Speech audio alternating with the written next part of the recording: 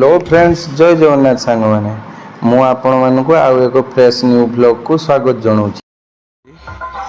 आज देखो आज सकाल सकाल आम घर आग दे केते बोलबम भक्त मैंने जाऊँ। आज श्रावण मास तृतीय सोमवार मैंने देखो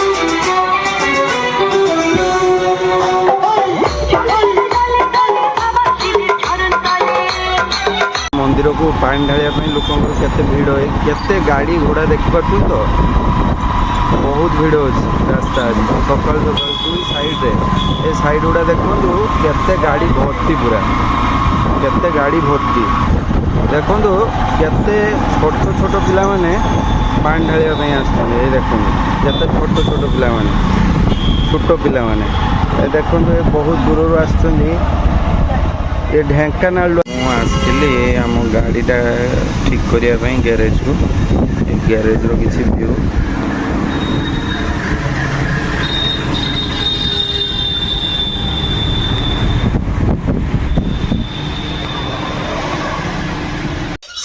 एठी माँ तार खटर बस आरंभ कर दी छतु काटा मु जो जाइनी बालसोर आनी से छतुटा एटा देखने बटम छतु काटी मो माँ बसिकी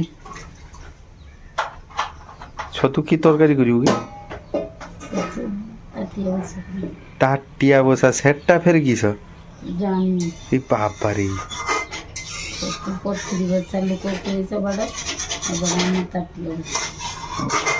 ताटिया बसा कर कढ़ा बसा कर भल हवा दरकार ओके सांग मैंने आम डाली हो गला गप गप ही फुटुची आज सोमवार ना निरामिष डाली हो पियाज फियाज पड़ना खाली शुखला लंका और तेजपत्र पकई दिखाई डाली कर सारिक कड़ा धुची हो कड़ा धुई पका जल्दी जल्दी खाली देखिए ताटिया बसा पथरी बसा हम से कर दियो खाइबा माने समझ रहे हो आप समझ रहे हो देखो सांग मैंने ये दिव्य स्कूल आसी स्कूल आसिक तार जो लीला से लीला रचौजी ये देखनी बोतल फुतल धरिकी ये बदमाशी स्टार्ट पूरा स्टार्ट बेसिन को हाथ रगुड़ी सफा करुँचे पूरा नष्ट नष्ट ना हाँ नष्ट तो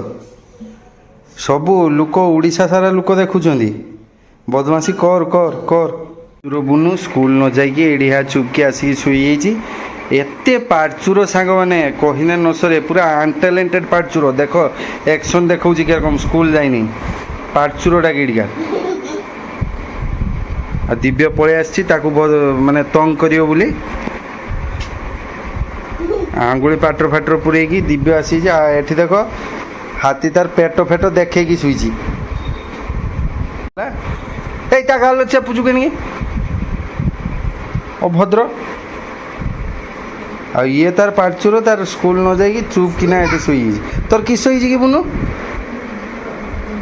हाँ देह भल लगुनि देह केटा पुणी तोर यहाँ हूँ आम ठाकुर घर आम ठाकुर पूजा हो सारी मौसा आउ थे संकीर्तन करेंगे टिके पूजा करेंगे टिके जीवे आ दुकान को आम ठाकुर घर देखो आपण भल लगुच ना आउ देख मौसा पलि आए तुलसी चौरा धुँच धुईकी टे पूजा हम तापर हरिनाम हम हरिनाम कर सारी से बाहर दुकान को धुई चलती खाली देखो सांग मैंने आम मौसा कमी भजन कीर्तन करुँच तो क्या घरे हुए आमको कमेंट सेक्शन में निश्चय जनइबे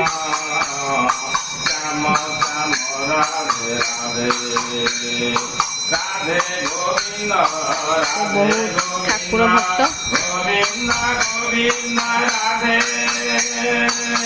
आम माँ पान खाऊँ दुटा मिली सुपारी दे कंचा सुपारी ପାନ ଆମ ଛତୁ ରେସିପି ପାଇଁ ମୁଁ କିଛି ପୋସ୍ତ ମଗଜଦାନା ଆଉ ଆଲମଣ୍ଡ କିଛି ନେଇଛି ଆଉ ଟିକେ କାଜୁ ନେଇକି ଟିକେ ଗ୍ରାଇଣ୍ଡିଙ୍ଗ କରିଦେଲି।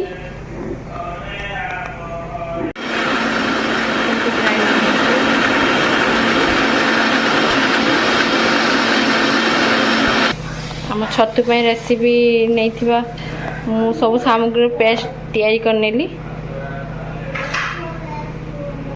ଆମର ଛତୁ ଆଉ ଆଳୁ କଟା ସରିଯାଇଛି। ତାପରେ ଆଗକୁ ଦେଖି ଚାଲନ୍ତୁ କେମିତିଆ କ'ଣ ତିଆରି ହେଉଛି। ସାଙ୍ଗମାନେ କଢ଼େଇ ଗରମ କରି ତେଲ ପକାଇ ଦିଆଯାଇଛି ଏବେ କଢ଼େଇରେ, ଅଳ୍ପ ଟିକେ ଖାଲି।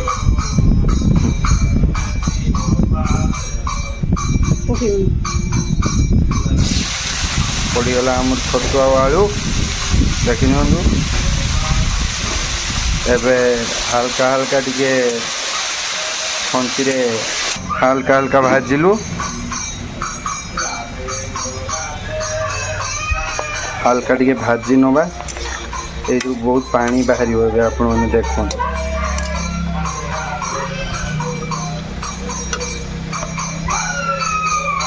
ଆଜି ସୋମବାର, ସେଇଥିପାଇଁ ନିରାମିଷ ହେବ ନା, ସେଥିପାଇଁ କିଛି ପଡ଼ିବନି ମସଲା ପତ୍ର ଆଉ ବେଶୀ। ତଥାପି ଦେଖୁଥାନ୍ତୁ ଆପଣମାନେ ଦିଆହେଇଛି କାଜୁ ପୁସ୍ତ ଲଙ୍କା ଜିରା ଦେଇକି ପୋଡ଼ା ହେବ ଛତୁ ପୋଡ଼ା। ଏଇଟା ଆମର ଭଜା ସରିଗଲାଣି। ଏବେ ଏଇ ଯେଉଁ ପେଷ୍ଟଟା ୟା ଦେହରେ ଦିଆହେବ।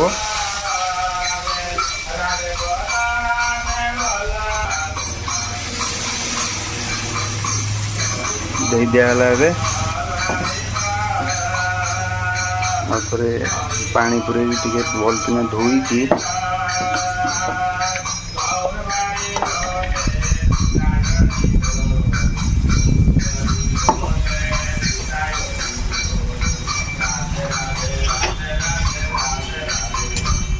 ୟା ପରେ ଆମେ ଦେଖାଉଛୁ ଫାଇନାଲ ଲୁକ୍ ପୁରା। ଦେଖନ୍ତୁ ଦିବ୍ୟ ଆମର ଏବେ ପାଠ ପଢ଼ୁଛି।